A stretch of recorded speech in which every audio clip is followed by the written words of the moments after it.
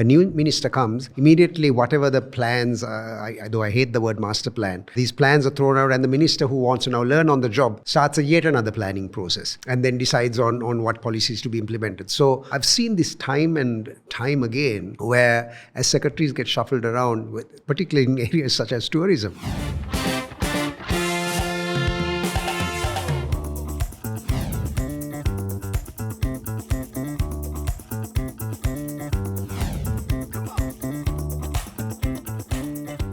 There was consistency. So despite changes in ministries, the permanent secretary carried through with the policies that were of the then government. But here what happens is, as Daniel was mentioning, a new minister comes, immediately whatever the plans, though I hate the word master plan, these plans are thrown out and the minister who wants to now learn on the job starts yet another planning process and then decides on what policies to be implemented. So I've seen this time and time again where as secretaries get shuffled around, particularly in areas such as tourism. I mean, I've lost count of the number of tourism master plans we've had in this country. When I was in government, I used to say that any document, any strategy document should fit into one page and should be easily understood by everyone concerned. And I again go back to the importance of a central unit such as the National Planning Department, an overarching economic council that would advise the head of state, prime minister, finance minister, etc. Now, over time, these have been dismantled by autocratic bureaucrats, to be honest, who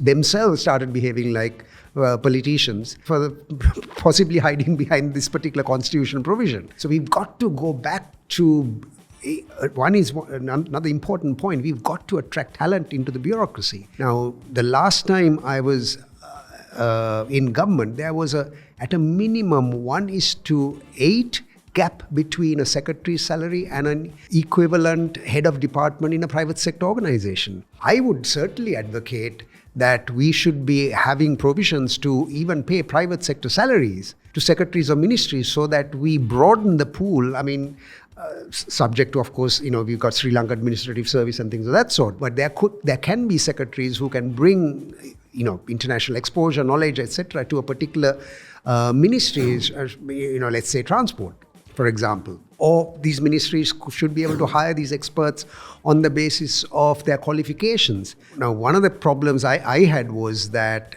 4 years ago when I set up the PPP agency, I was told that I cannot pay more than 300,000 rupees per month for any private sector professional I bring into government. Now, if I were to inflation adjust that to what I paid private sector professionals who came into government in the late 90s, it was 1/4 of what I paid 20 years ago. Sure.